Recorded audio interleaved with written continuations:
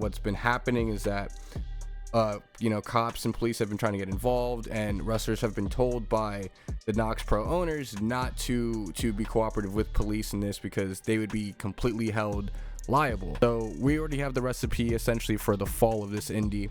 WWE ID already scrubbed them from their list of indies that they kind of pull from. Unfortunately, this whole situation, like I said earlier, kind of reflects the poor mismanagement that can happen within wrestling if there aren't avenues to properly divulge stuff to the people kind of viewing it, coming to it, and having those boundaries make sense, because we're not in an era anymore where we have to keep up with kayfabe. We should really be explicit in how we do these things, and that's why WWE, they are the level that they are, but they know how to do that accordingly, even with people who might not want to play ball. My prayers go out to Psycho Stu and his family, because he didn't know. No one, that's such a,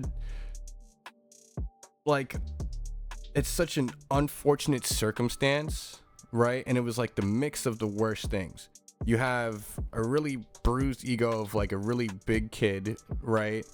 Mixed with the antagonism and heelish stuff of wrestling. So now he has the guise of wrestling to really land his receipt and all that crap. And it's not just him being liable, it's everyone liable for the situation to happen, because if it wasn't a wrestling thing, there wouldn't be a receipt to get, or everything would have been handled probably at that beer can. It wouldn't be, oh no, you're all sorry, but you can just get your receipt and get your lick back when we do the wrestling thing, because a non-wrestler isn't going to understand that. Granted, it should not be, I'm going to kill someone. This is the worst thing that could have possibly happened.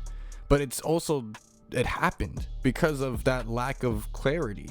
And we have a wrestler who is loved in the industry that was the victim of that shit. That's what I think needs to be highlighted with this whole issue, is that the way this is all being treated, especially in the wrestling light in the world, is should put an eye on how these promotions really are operating, how kind of scummy they can be, and how they'll throw even the wrestlers on the under the bus when it comes to saving their own hide and their own money. Big prayers and love going out to Psycho Stu's family and everything that is going on with them. I hope that the recovery is swift, fast, and without as much heartache as possible.